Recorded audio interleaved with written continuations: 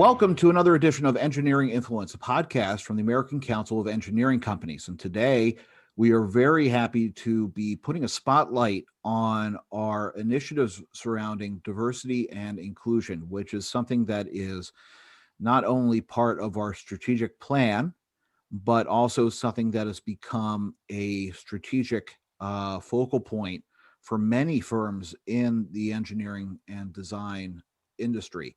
It's just a reflection of changing demands, both not only on the client side, but also on the firm side with their employees.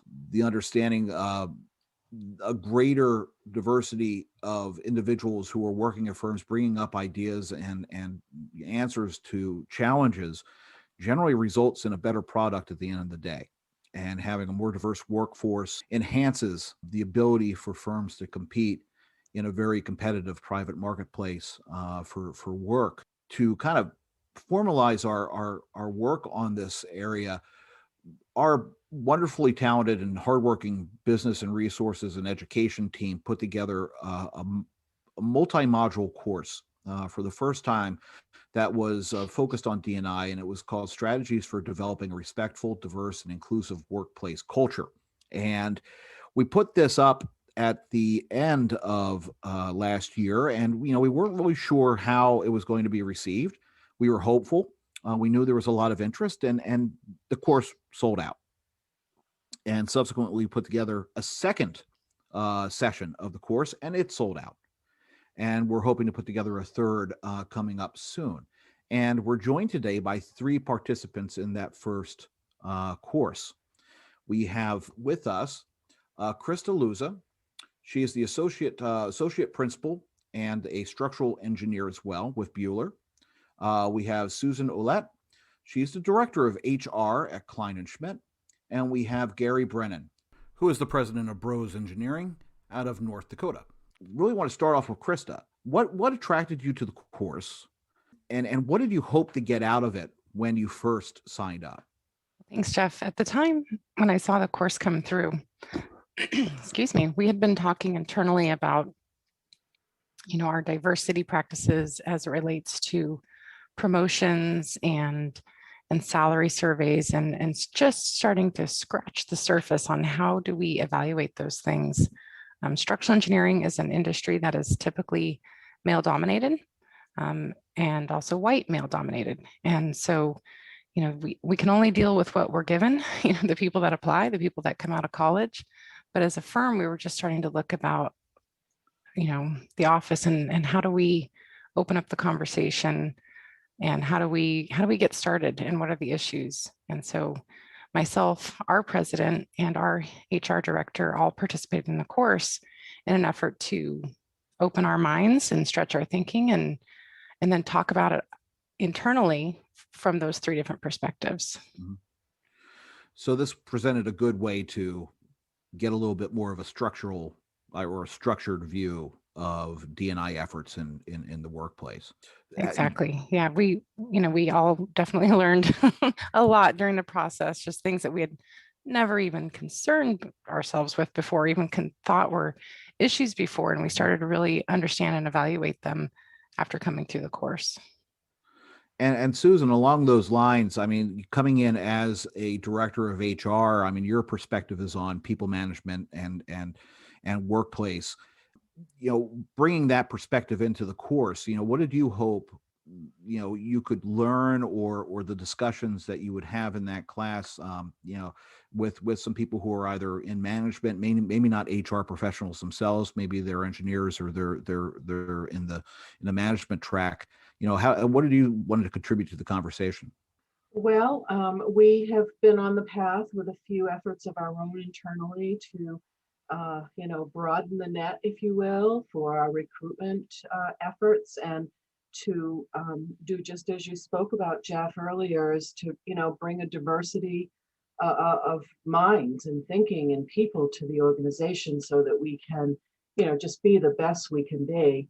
And in this industry, that's very challenging with just typical standard recruitment processes. So it's also was written in our strategic plan. We had a strategic plan initiative in September. This notice came, And I'm like, I'm in it. I'm a white woman from Central Maine. I do not have a big background in working with people of different ethnicity and culture. And so I thought, well, if I'm going to be part of encouraging and supporting the kind of culture environment that we embrace at Keinschmidt, I need to get educated a bit. It's not that I haven't been. I was a school teacher before I did this work, and you know, humans are humans, and so you know, this course was really well done, and the pieces that were the most surprising to me, that probably have some of the most significant impact, is the unconscious bias that we all possess, and you know, and it's not an intentional thing, it's unconscious, and how you navigate that and create awareness there.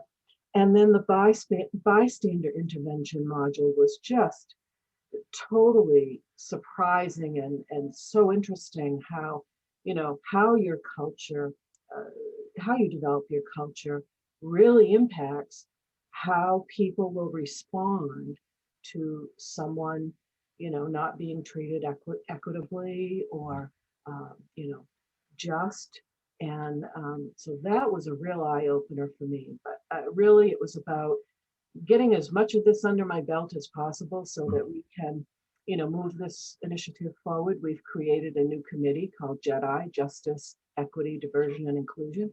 And then I probably sat in on 3 or 4 different sessions like this in my different professional associations over the last few months.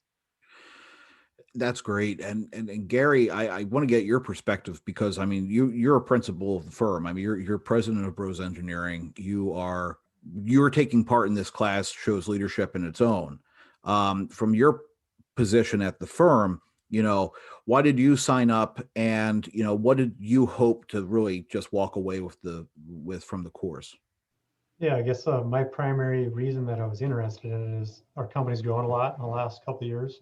We're a mid-sized firm. We're located in the upper Midwest, primarily in the Dakotas, and we just capped over 100 people, 100 employees in the organization. We were probably, rewinding to 3 years ago, probably 70 FTEs. So we've grown a lot in a matter of a short amount of time, and just felt like maybe we were lacking or falling behind in some of our HR initiatives. It was something more out of interest, curiosity, if you will, whatever. I wanted to hear what some of the dialogue was, more of a self-education or self-awareness component, if you will. You know, I've been in this position for just a year, started as president in January of 2020, just in time to inherit COVID. But Congratulations. Different story. Other challenges there. Yeah, but really, I guess at the end of the day, it's just human resources, having a larger emphasis on that in that department, whatever the course is last year, has allowed me to realize that, hey, there's some education that I need. You know, like our HR people can be up to speed and educated all they want, but I don't understand the lingo unless I'm educated myself. So that's why I sat in the class. And I guess just to kind of echo or tag on what Susan said, I think the biggest thing for me was the awareness component that came forward with the unconscious bias that I guess maybe you knew was there, but kind of brought it out in the forefront a little bit more after having sat through this class. So, but for me, it was just more awareness, I guess, whatever the topic.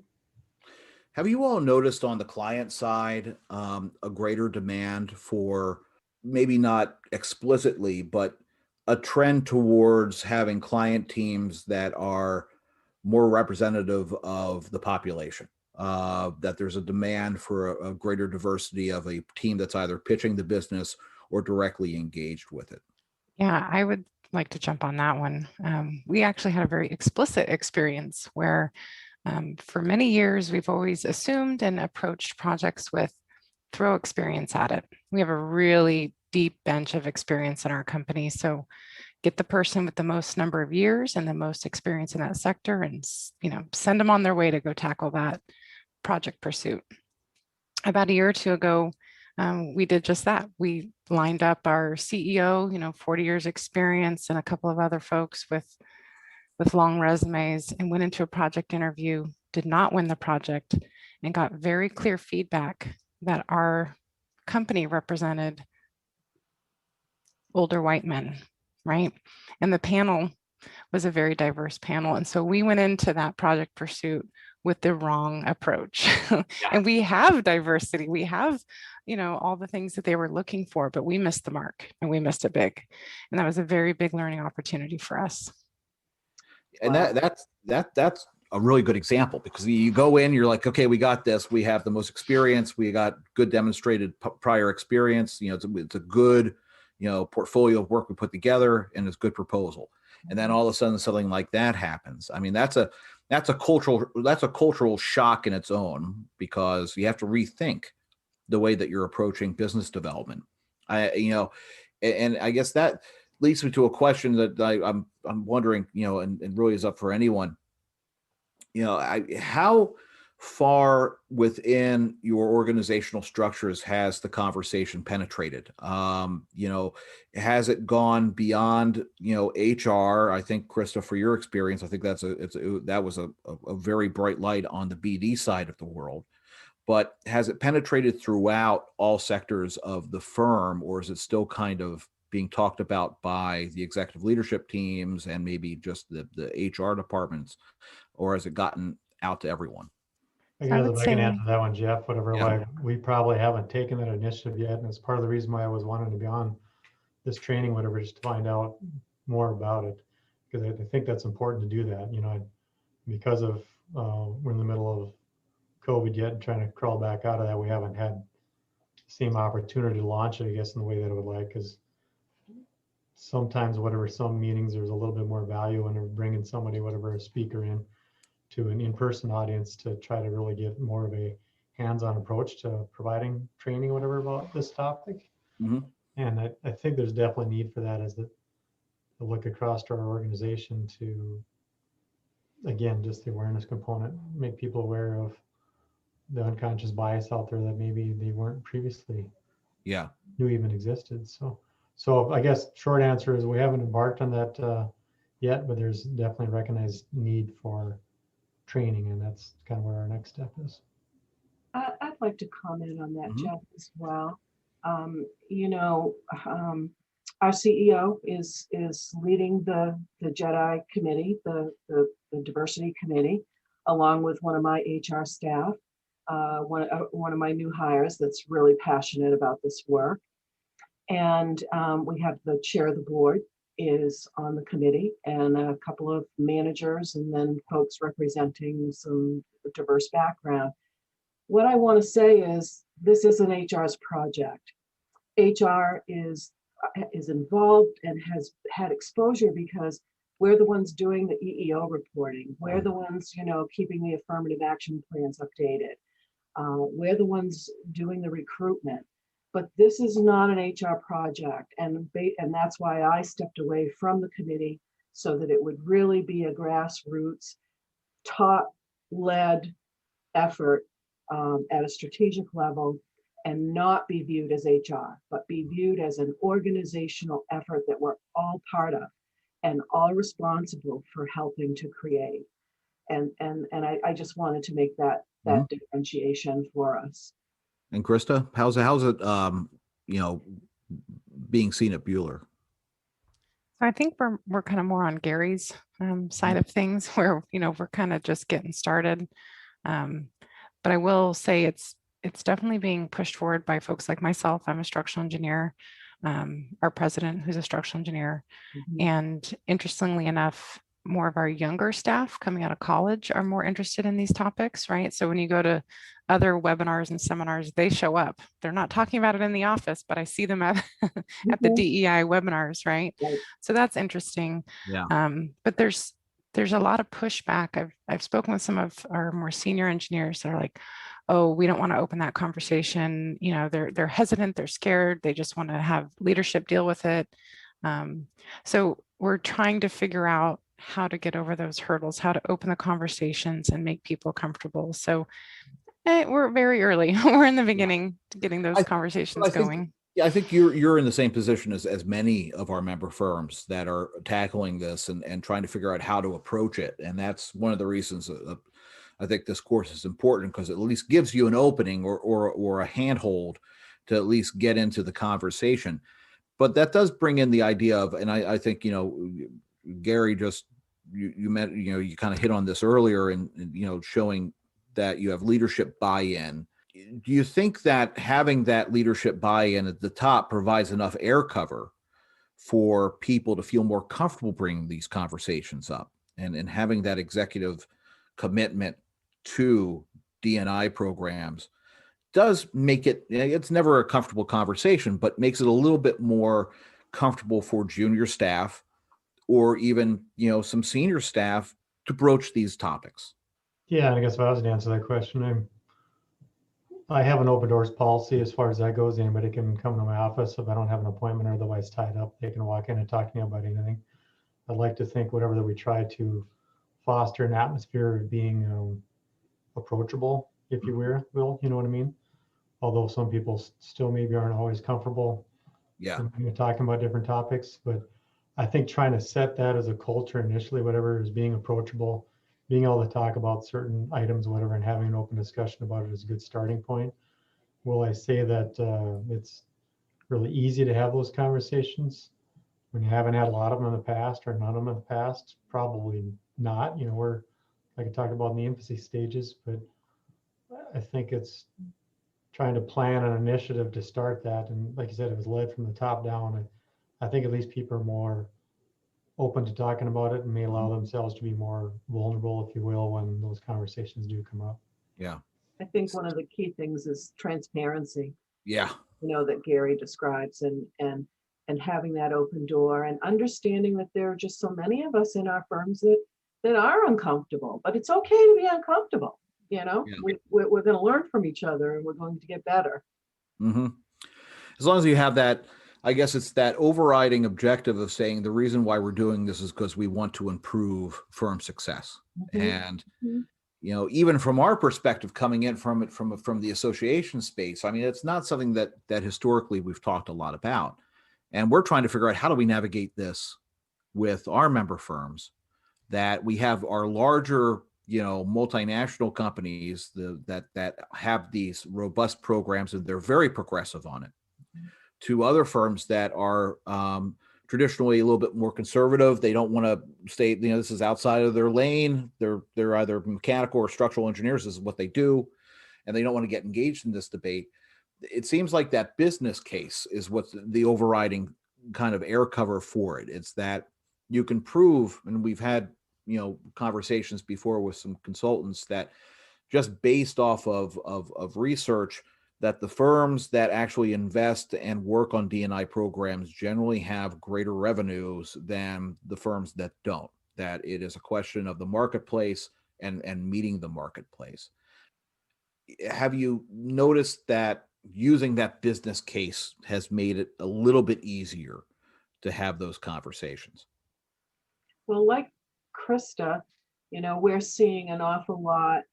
I'm not up close to the project teams and the interview panels and all, but we are really seeing a lot of requirements in the RFP responses about the programs and what we're doing and what things we've done already, and how do we demonstrate, an open, equitable organization that people would want to be at.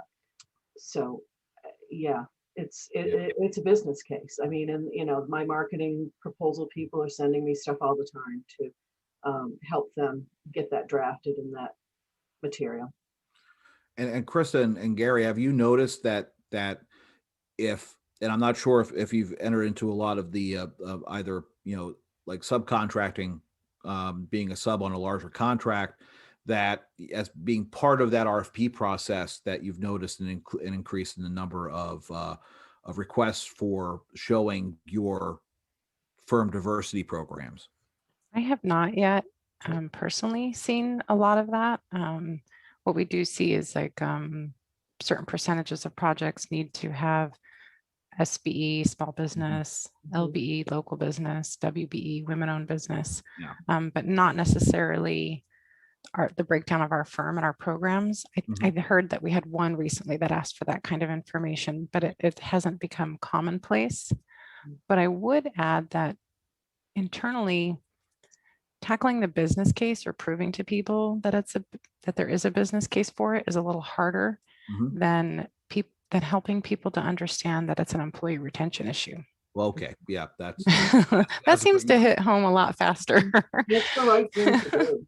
that's the other topic is employee Oh, okay. attracting talent and keeping them at the firm. Before we get into that, Gary, have you noticed anything on the RFP side? Kind of like Krista, no, not so much.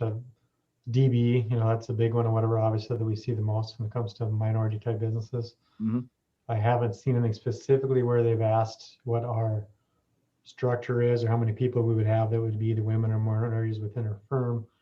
But, more and more like if we're going to do construction staking on a contract, or a lot of times whatever on the RFP, whatever, they'll list like Title VI requirements and EEO, those types of things. They want to make sure that we're an equal employment opportunity company that is trying to fill those positions, but they're not asking for a breakdown on how many people that we have in the company that are either, women or minority. So. Yeah. And to the point that Krista raised about employee retention and attracting talent, I mean, Krista, you mentioned that some of the younger engineers at the firm, you see them outside of having conversations in webinars and different engagements, but maybe not bringing up at the firm specifically. I mean, how have you noticed the younger cohort of engineers or people who are looking to join the firm are very interested in the inclusivity or the inclusion and the diversity aspect of the firm, or any programs that you have? Is that a key driver of attracting talent?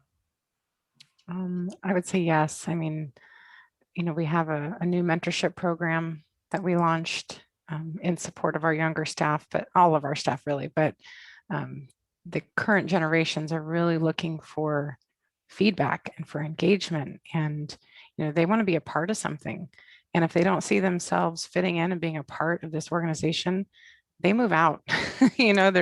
We're just seeing a lot less of this. Well, this is where I work, and so this is where I stay. That behavior is becoming less common. Yeah. And I would also say that the talent pool is much more diverse now than it was previously. Like every year, it just seems to get more and more diverse. And so with that, our firm is looking more diverse. And so we're looking at that going, how do we keep that? How do we keep these people in the industry, not just at our firm, but in the industry? Yeah. So I don't know if it's youth or if it's just 2020, but the current generations are definitely less tolerant and wanting more engagement. And so we have to answer that call or they won't stick around. And I would imagine that's, the diversity we always talk about, of course, it's not just race, gender, but it's also geographic diversity. And also where people went to school, or having that greater breadth of experience from an educational perspective, which is something that we talk about a lot. Have your firms done a lot to kind of look at expanding the talent pool beyond your traditional hiring areas, your strong geographic hiring areas? Yes. Yeah. The consultant that we used for our strategic planning process actually provided us with a nice list of colleges that we should be doing outreach to, and some other organizations that we should be present in. So we're working on putting that program together and doing that outreach. You've got to have people though, like we want to go to the career fair. Well, we've got to have technical people sitting in front, of the screen or a table that can talk about the technical work and the opportunities at the firm. So we're rounding those folks up and asking them to, help us do that outreach. I think it's probably easier said than done in some areas or whatever. I mean, that's if true. you're living in California, whatever, it's a lot easier to recruit people. We're in North Dakota, and right now, if I look outside the window, it's 3 below today. Yeah. So have a I can little imagine. hard- Yeah, it's not a one size fits all kind of situation, right? I mean, it is geographically dependent. But COVID has changed so much of that too, Jeff. You know, and we're consultants, and we're in hydropower. I've got Mhm. 10 offices in the United States, 2 in Canada, and I don't know that we'll ever go back fully to offices. Well, You know? that's that it's kind of a little bit outside of the focus here, but let me toss that into the questions. On that virtual space. I mean, and it's not a one size fits all kind of thing as well, right? I mean, not all work translates to virtual. You're always going to have to need people at project sites. Right. But have you considered that virtual option for jobs that wouldn't require direct day-to-day client interaction or job site interaction?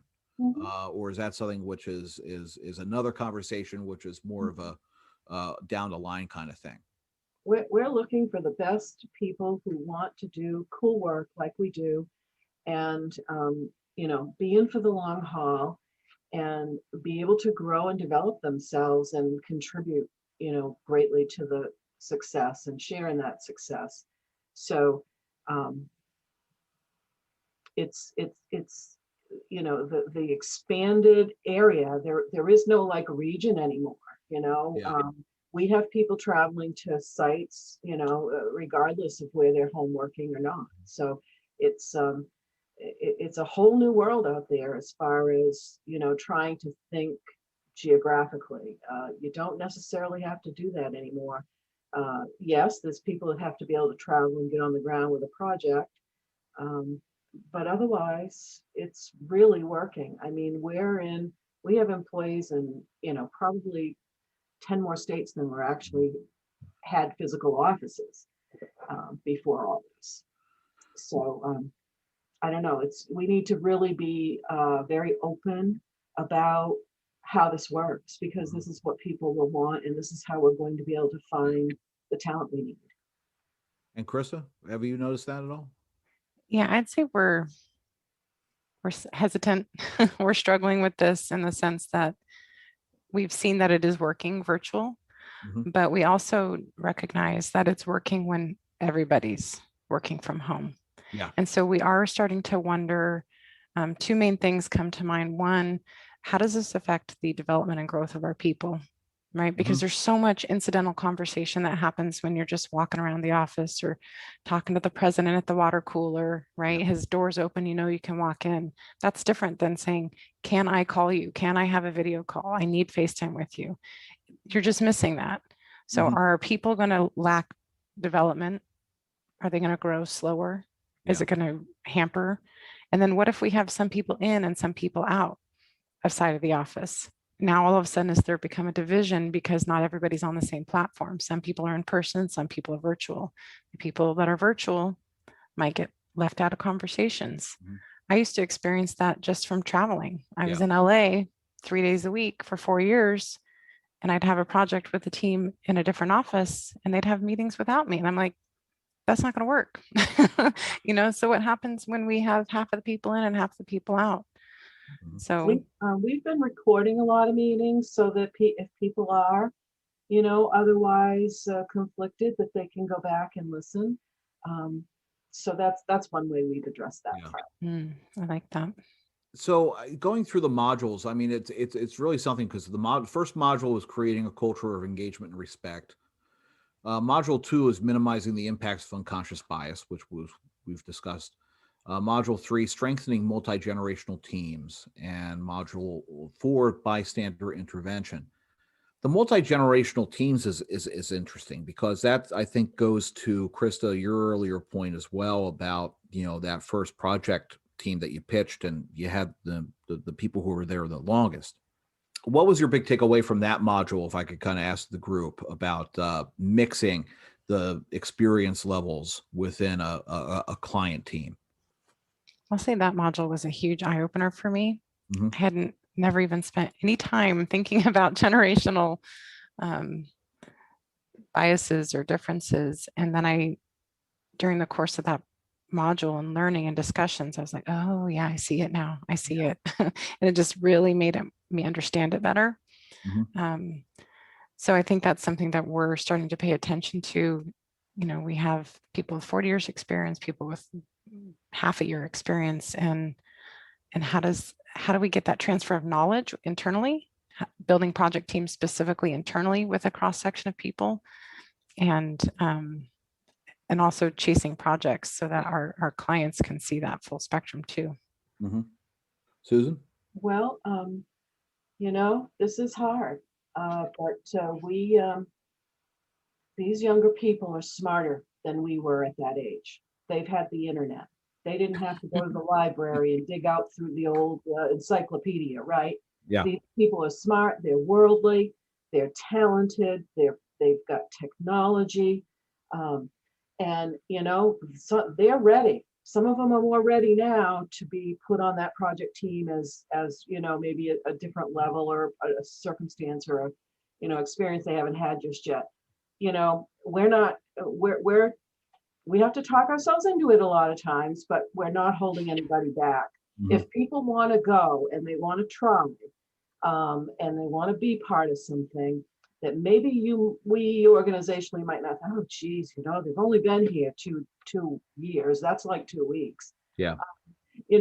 We got to give them a chance. Mm-hmm. And we've got to give them a soft landing, because the willingness to take on things that you're not 100% sure about is a really good, characteristic in people. They're willing to take some risk and to be innovative and not worry that if they mess up, they're going to get fired. Mm-hmm. If they mess up, we're going to learn from it, and they'll learn from it. And that's those lessons you just can't, fabricate. Gary? Yeah, I think there's a delicate balance there. I guess I agree with Susan. You definitely need to be able to empower people to go out and work. That's probably one of the new words that you hear from all the young people when we're talking about generations.